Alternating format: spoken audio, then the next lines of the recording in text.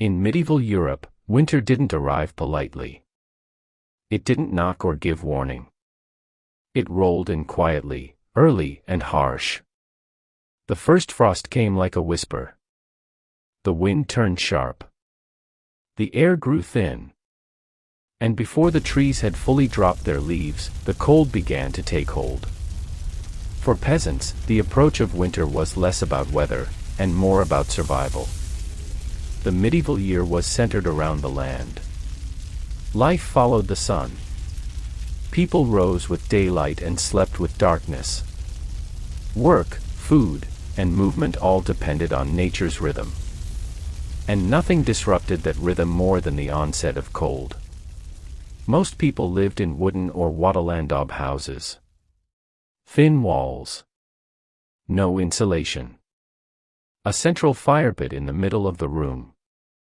No chimney, no glass windows, and often no real barrier to wind, snow, or animals. The roof leaked. The floor was packed dirt. Blankets were rough and few. When winter came, it came inside. The first frost meant the ground became too hard to plow. Fields stopped yielding. Animals were brought inside, into barns or, in poorer homes, into the living space itself. Cows, pigs, goats, sharing warmth, but also smells, noise, and fleas. The harvest season was already behind them.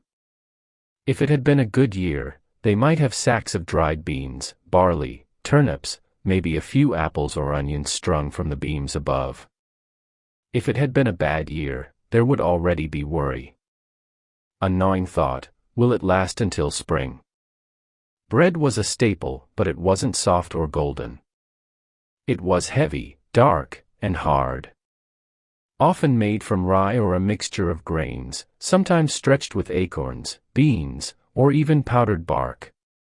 As supplies dwindled, meals grew smaller. A thick gruel. A watery broth. A crust of bread soaked in old ale. Water often froze. Ponds, rivers, and wells might become inaccessible. Snow had to be melted. But melting snow took fire. And firewood had to be collected, often by hand, in the cold. A chore that took hours and offered only a few minutes of heat in return. Even lords and nobles, with better homes and servants, felt the weight of winter. Their halls were built of stone. Impressive, yes, but cold. Fireplaces roared but didn't reach the upper floors. Windows were covered with oiled cloth or shutters. And though they wore furs and cloaks, the chill still crept in. Time slowed in winter. The days were short. The nights long. There were few tasks to do outside. Most people stayed indoors as much as possible. Not to relax, but because there was nothing else to be done. They spun wool. Mended clothes. Sharpened tools. Told stories. Sat still. Silence became normal. The roads were too muddy or frozen to travel. Markets closed. Neighbors might not be seen for weeks. Visitors were rare. Letters, if anyone was literate, took weeks to arrive. There was no news. No urgency. Just waiting.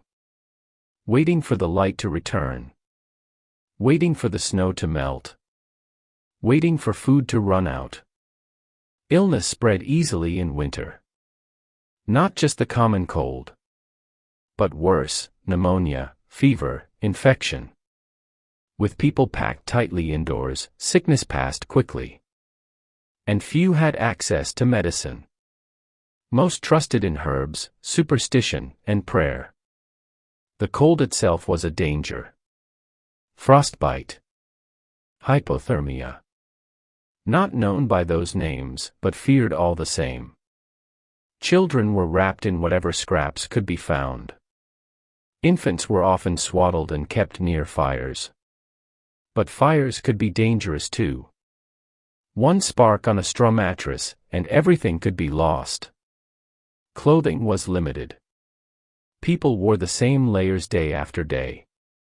Wool, linen, sometimes animal skins. Boots were often crude. Socks might not exist. Mittens were rare. Cold toes. Stiff fingers. Red faces. That was the daily uniform. And time moved slowly. Very slowly. Church bells marked the passing hours. But 1 hour felt like 3. Days blurred. Each one like the last. Each one slightly colder. There were holidays. Feasts. Midwinter festivals. But these were brief, often tied to the church calendar. The food might be better for one day, but not for long. A goose. A special bread. A candle-lit procession. Then back to the gray quiet. Most people went to bed early. Not by choice, but because light was precious. Candles were expensive. Torches burned out fast. Once the fire was banked for the night, people crawled into piles of cloth, hay, and wool. Sometimes entire families shared one bed. For warmth. For safety. For comfort. And then the night stretched on. The wind outside whistled through the gaps in the walls. The roof creaked. Dogs barked at nothing. A baby cried. Someone coughed.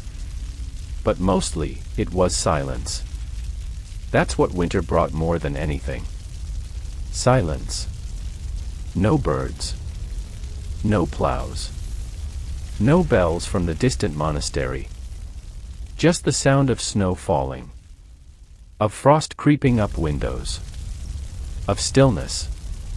It would be like this for weeks. Sometimes months. Until the thaw came. Until the ground softened.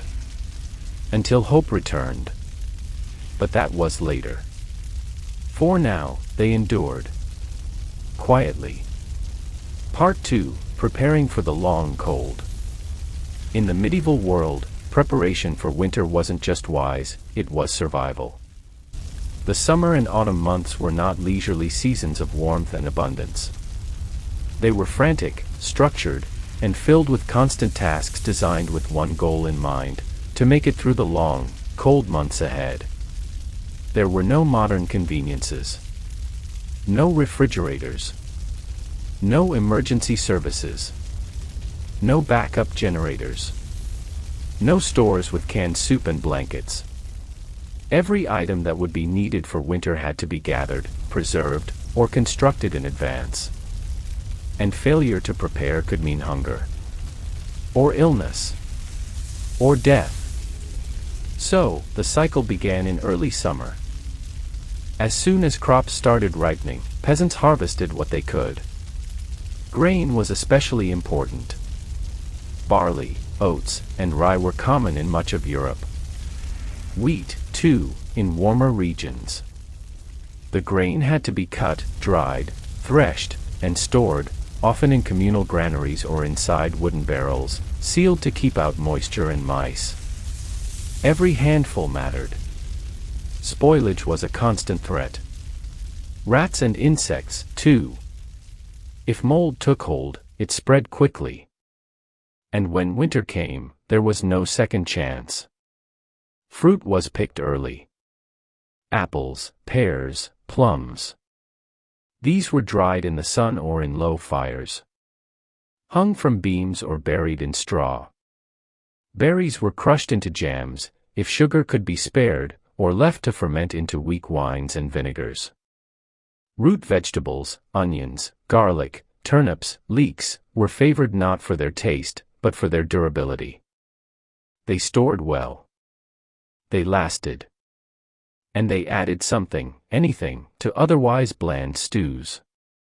Salt was a precious commodity. It preserved meat and fish. Not everyone had access to it.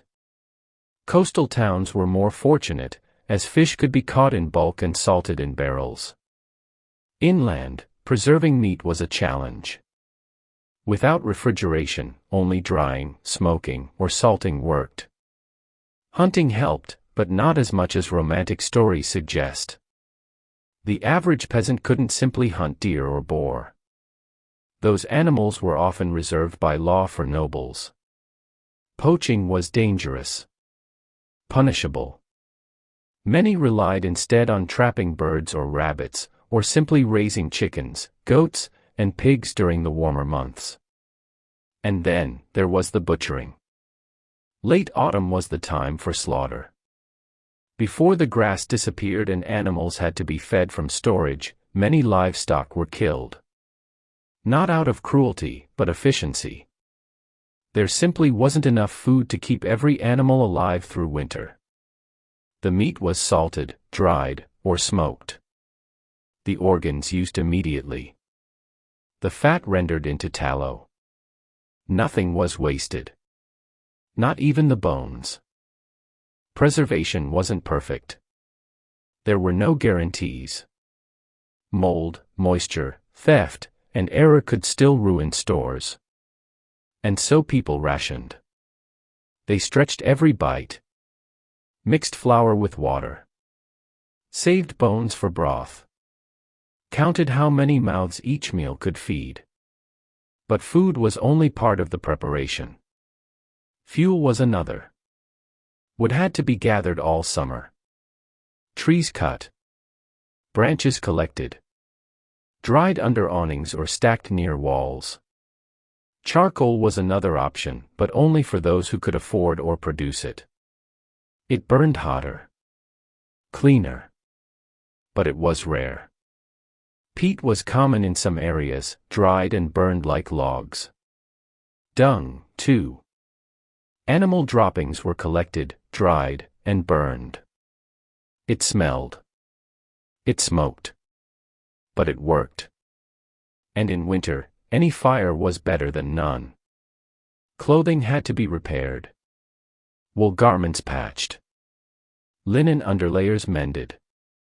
Cloaks were brushed and checked for holes.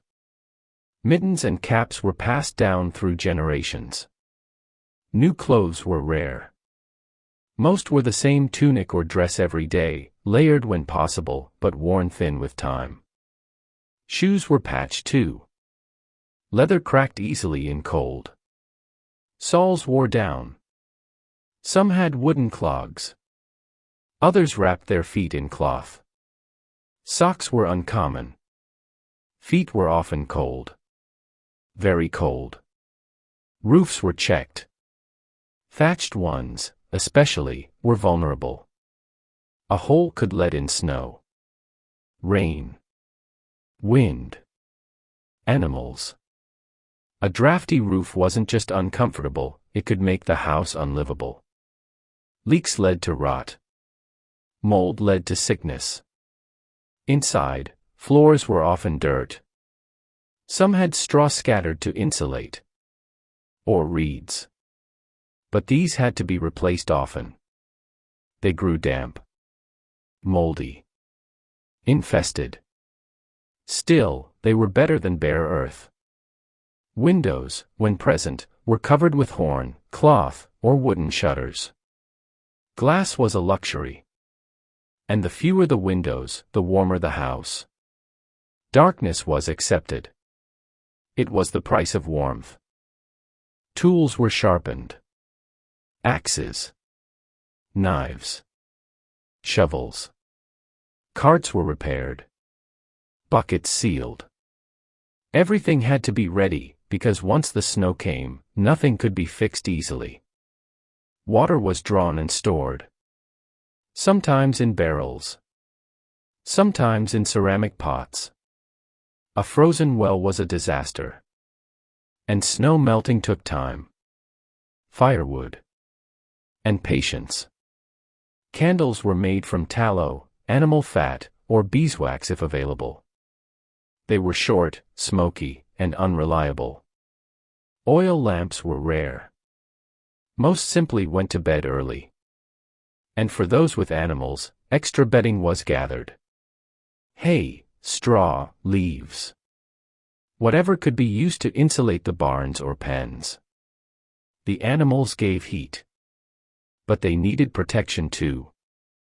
Not every home had enough supplies. And not every winter was kind. Sometimes, storms arrived early. Blizzards blanketed roads. Floods ruined stored grain. Mice ate through barrels. Wood rotted in the rain. Illness spread before plans were finished. And then, those who had prepared carefully, waited. And hoped. Because all the gathering. All the patching. All the mending. It could only go so far. If the winter was short, they might make it. If the winter was long, truly long, they might not.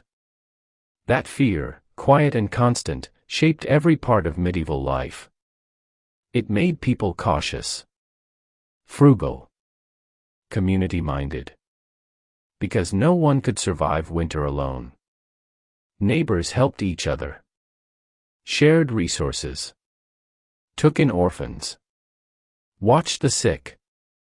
Because they knew, one day, they might need the same kindness. And so, preparation wasn't just about goods. It was about relationships. Trust. Shared labor. And above all, hope. Because when the cold winds blew, all that was left was what you'd stored, what you'd mended, and who would help you. That was winter in the Middle Ages. Part 3, The Endless Days Indoors. When the final leaves dropped from the trees, and snow became more than an occasional dusting, daily life in the medieval world shifted indoors. It wasn't merely a change of space, it was a transformation of pace, mood, and time itself. What had been days of movement, working the fields, tending animals, hauling water, slowed into long stretches of stillness. Outside, the world was silent.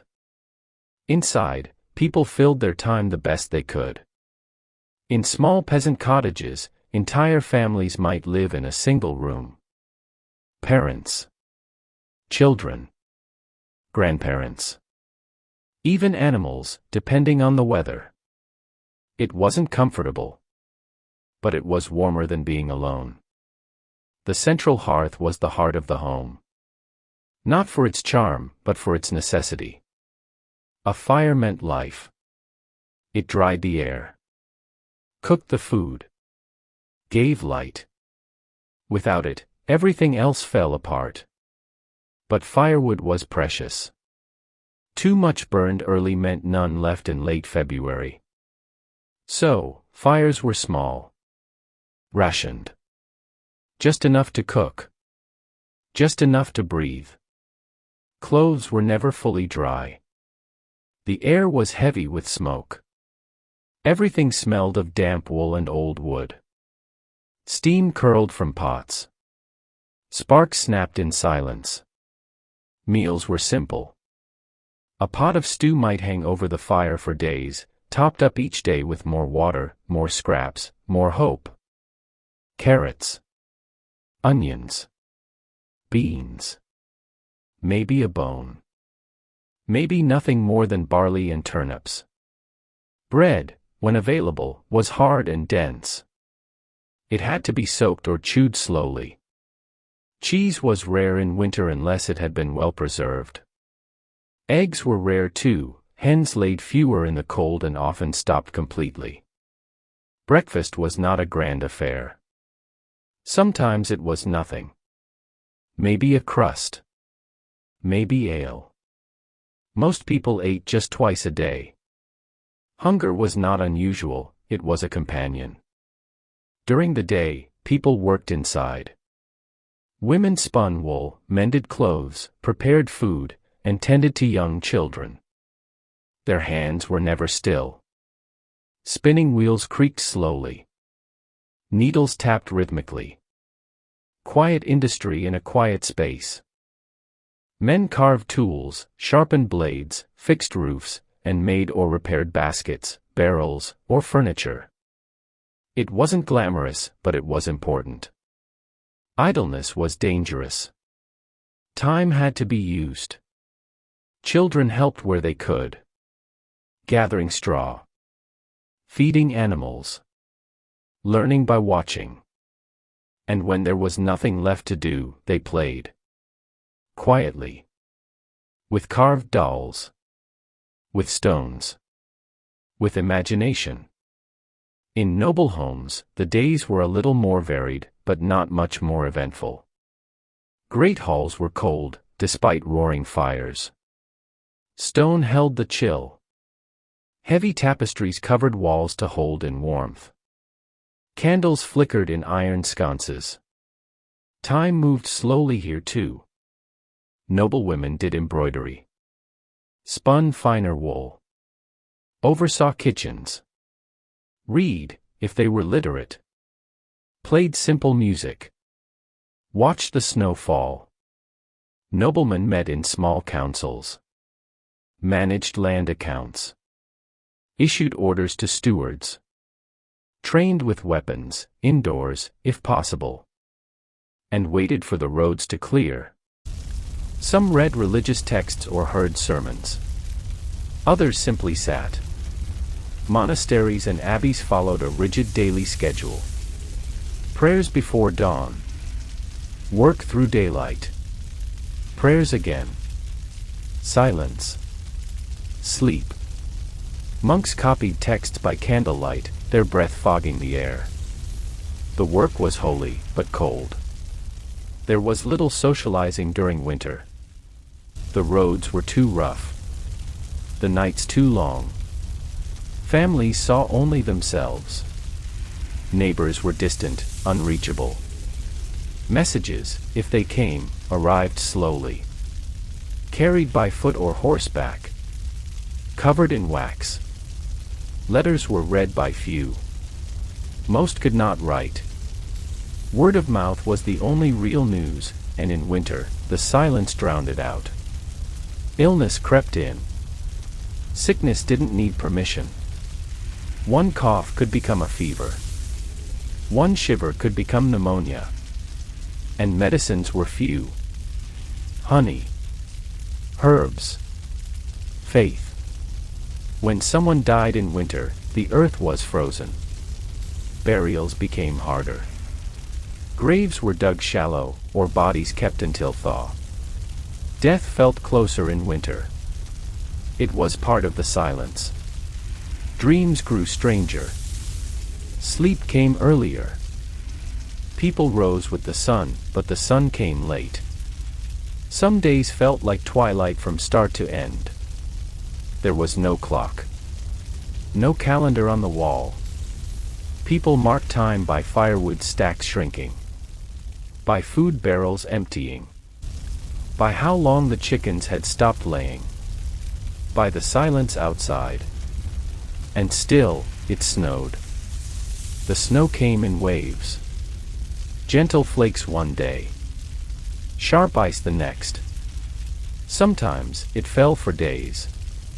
Covered paths. Covered carts. Covered memory. Wolves howled in distant woods. Crows circled above barns. The sky was gray more often than blue. And always, the wind whispered through the cracks. Some days, people told stories. Old tales. Saints and sinners. Kings and beasts. Legends of summer. Memories of last year's feast. Hopes for next year's crop. Stories passed from grandmother to mother to child. Words used to warm the spirit. Other days, there was no talk. Just the sound of the wind outside. The creak of wood. The hiss of damp logs. The rustle of cloth. The quiet breathing of a family just trying to make it through another day. They didn't call it boredom. They didn't have the word. But they knew what it was. The aching stillness. The sameness. The longing for green fields. For warmth. For movement. They waited. And when they couldn't wait, they prayed. They prayed for mercy, for light, for patience. Because winter in the Middle Ages wasn't just a season. It was a test. A test of preparation, of endurance, of the community, of faith. And inside those quiet homes, behind the smoke, behind the frost, behind the endless days of stillness, they passed that test.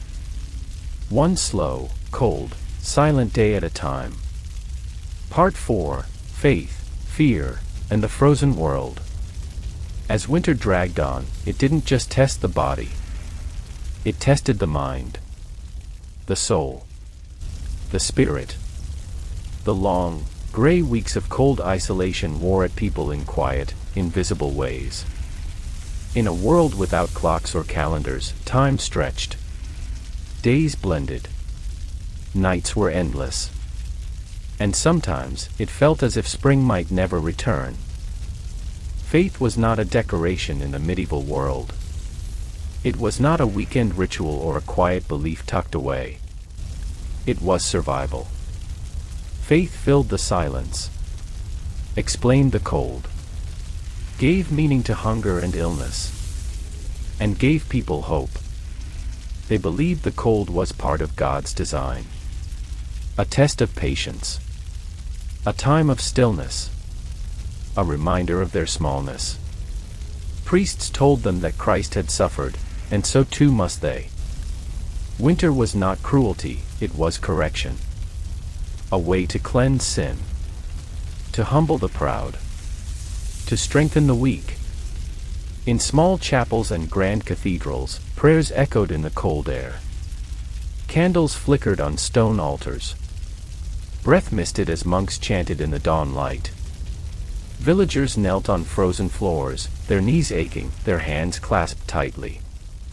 They prayed for warmth, for health, for food, for mercy. And for many, that faith helped. It gave them a shape to the suffering, a path through the frost, a sense that the cold was not meaningless, but part of a larger story.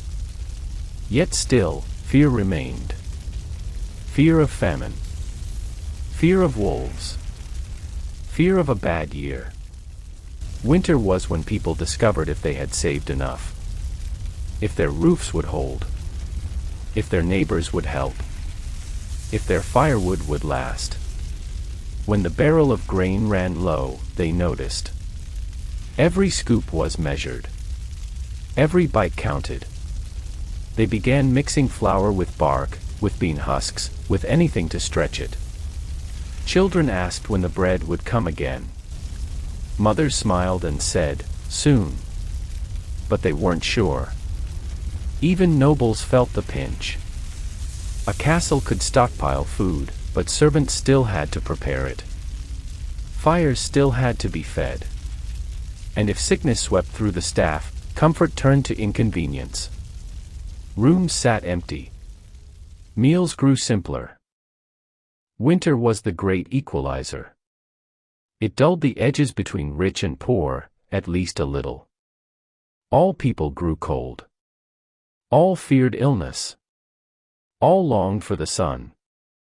Isolation made it worse. In spring and summer, people gathered in fields. Shared news. Worked side by side. Winter locked them apart. Even nearby farms could feel distant. A snow-covered path became a wall. A flooded creek became a border. Some villages had midwinter festivals. Small ones. A shared meal. A bit of music. But even these were limited. After all, celebrating meant using resources. And those had to last. So many days passed without laughter. Without stories. Just silence. Boredom in the Middle Ages wasn't like boredom today.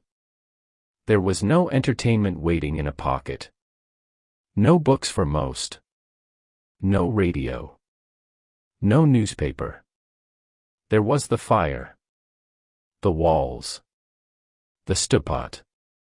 The scratching sound of a mouse behind the boards. And the wind.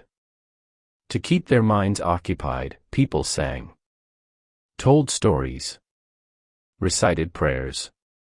Repaired clothing they'd already repaired. Counted the days until Candlemas. Until the sun changed direction. Until something, anything, felt different. Some turned to superstition. They watched the moon. Noted dreams. Believed in spirits and omens. Thought frost patterns on the wall meant something. Anything to give shape to the formless gray time that winter became. In towns, guilds sometimes gathered. Tradespeople met in halls. Shared resources. Shared warmth. But these moments were rare. More often, people faced the cold days with quiet resilience. They didn't complain. Complaining didn't help. They endured. One log at a time. One crust at a time. Parents shielded children from fear. Told them spring would come. Taught them to save, to pray, to stay still. Children learned patience early. And the elderly, those who had seen 40 winters or more, became the quiet strength in many households. They reminded others, this, too, shall pass. The snow will melt. The green will return.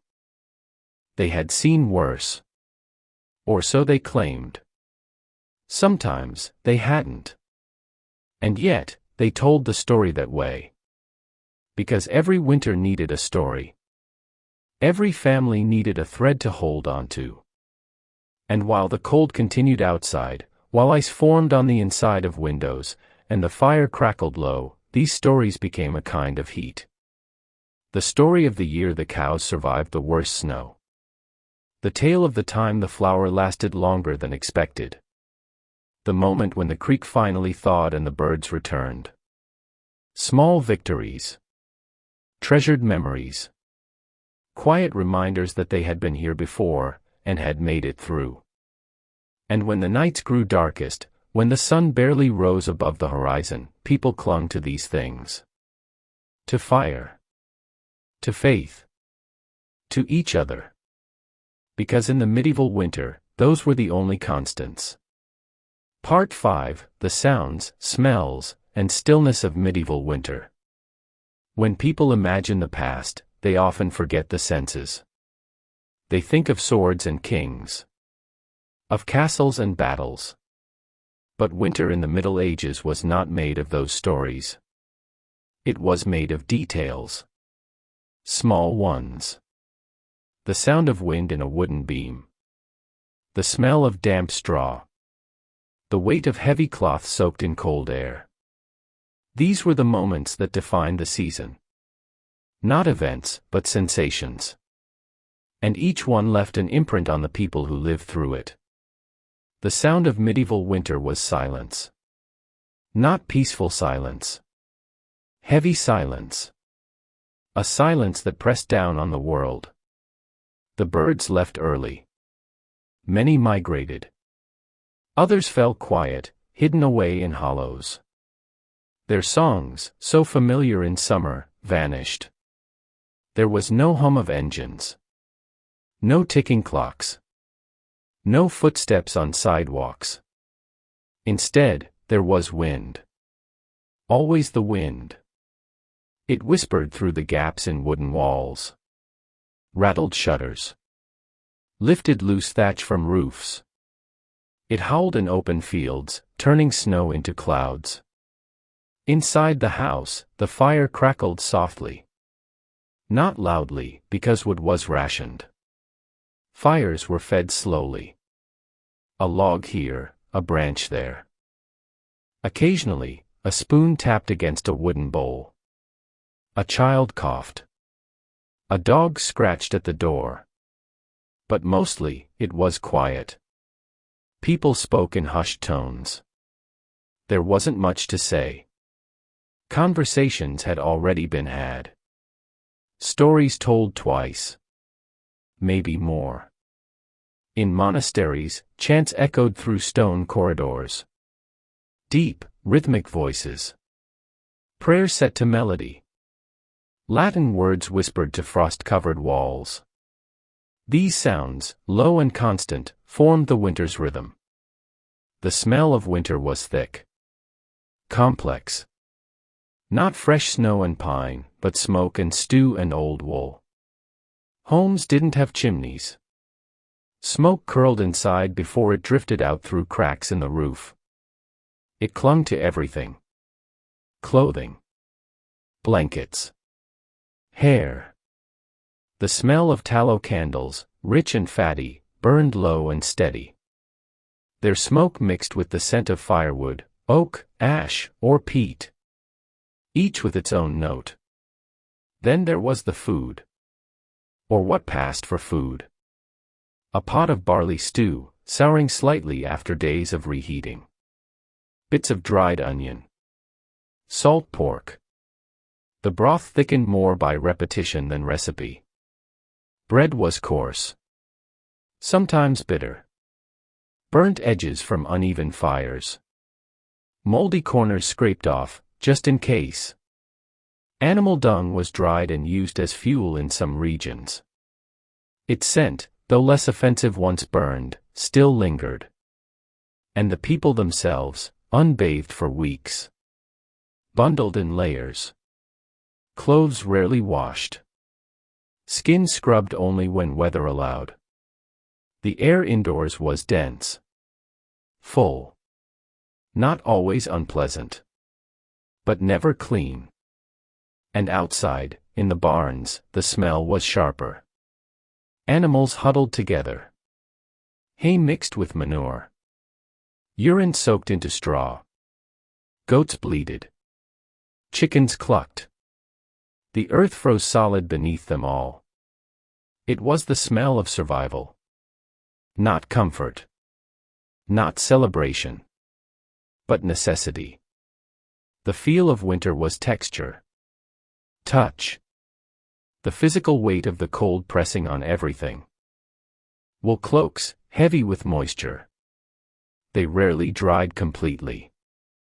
Hung near the fire, they steamed but never softened. Hands cracked from cold. Fingertips split open. Salves were rare. Gloves even rarer. Some wrapped hands in cloth. Others kept them tucked beneath cloaks. Feet were worse. Boots were thin. Socks uncommon. Many stuffed straw inside their shoes.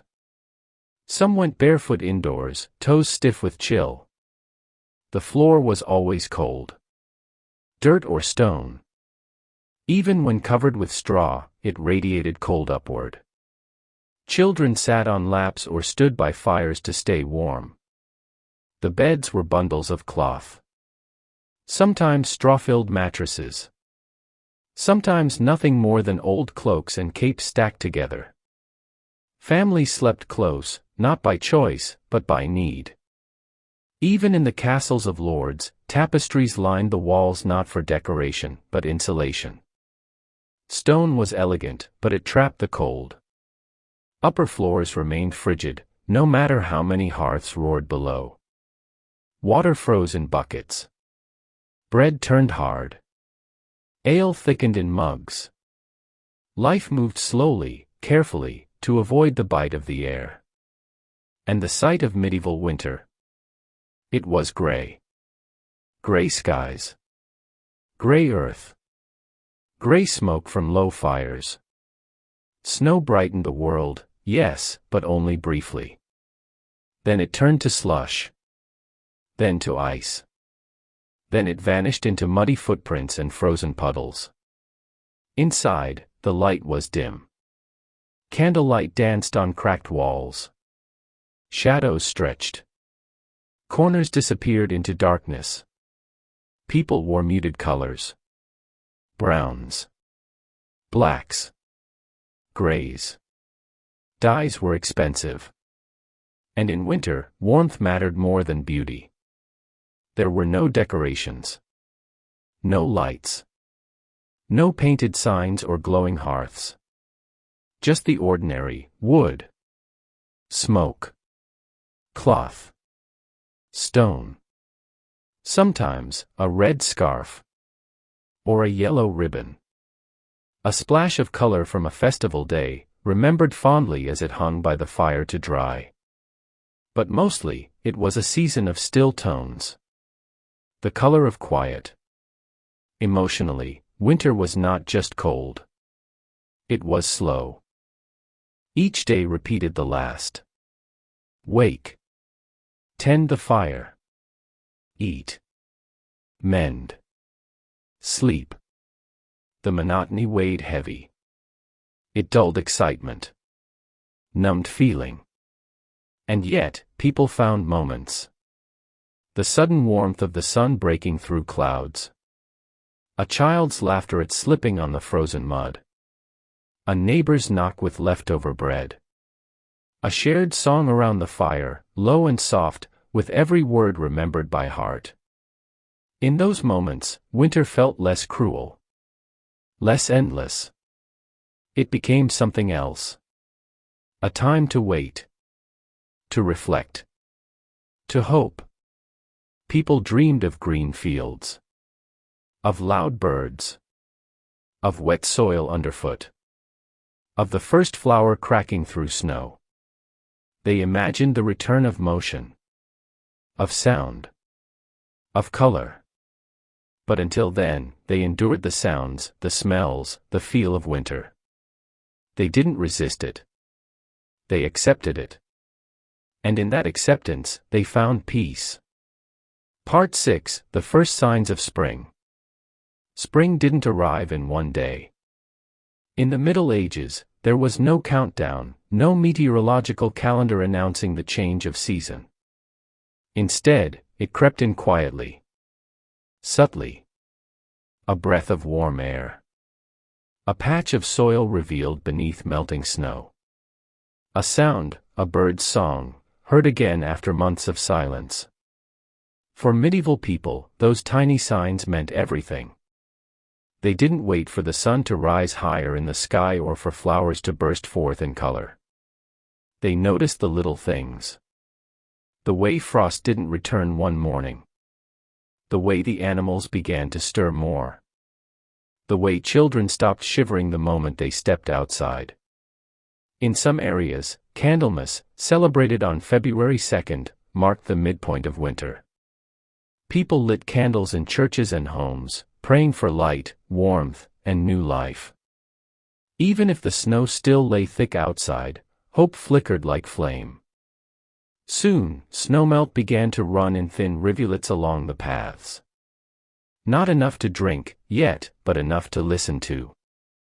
Water that had been frozen solid for weeks began to move. The earth smelled different.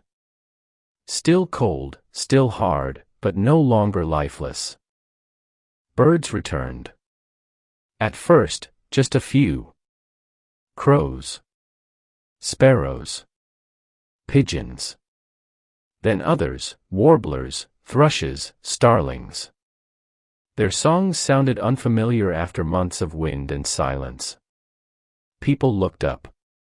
Smiled. Inside homes, the fire still burned, but now it wasn't needed all day. Just in the mornings. Maybe at night. The stack of wood didn't seem to shrink as fast. The air inside felt lighter. Drier. Barrels were nearly empty.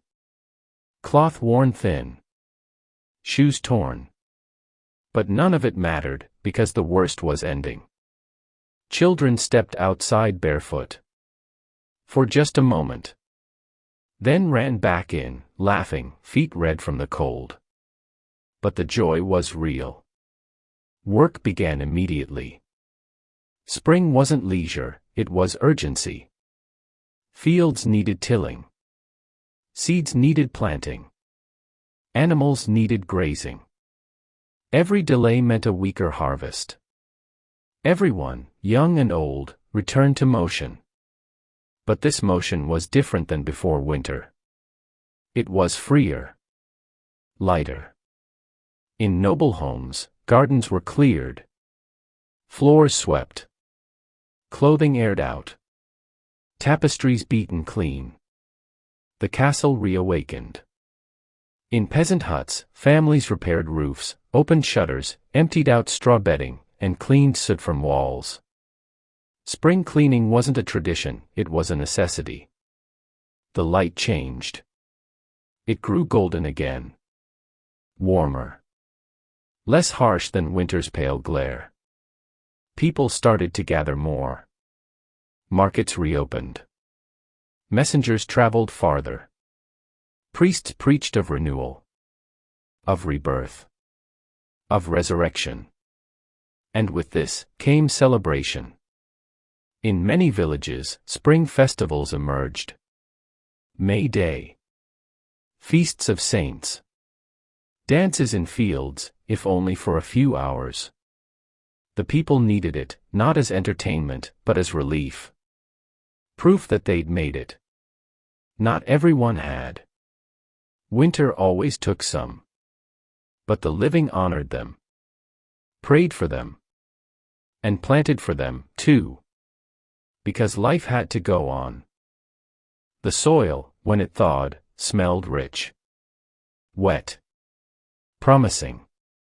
Plows dragged by oxen carved deep furrows. Seeds were sown by hand.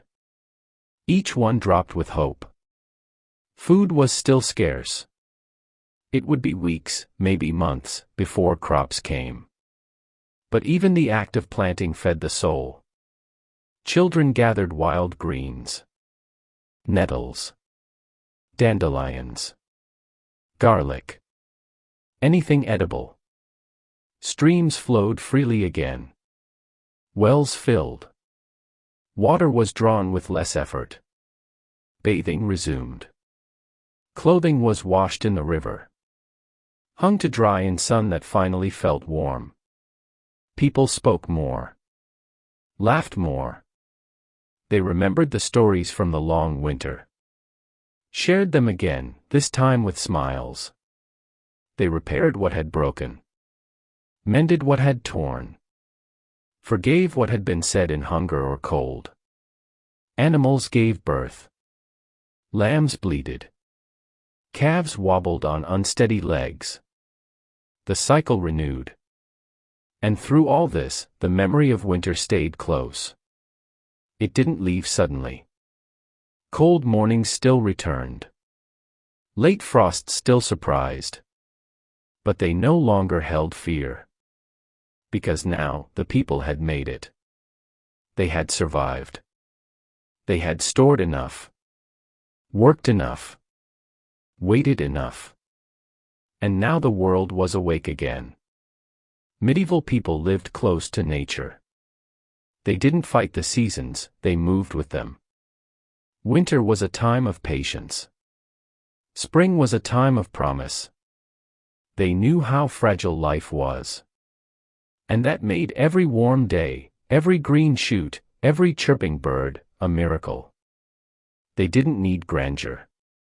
They found joy in sunlight on wood. In a warm spoonful of food. In the laughter of a child barefoot on thawing ground. Their lives were hard. But their hearts were open. To the cold. To the warmth. To the rhythm of the earth. And as spring unfurled slowly across the fields and forests, they stepped forward with quiet strength. Not with celebration, but with gratitude. Because they had endured the brutal medieval winter. Together. And now, they could begin again.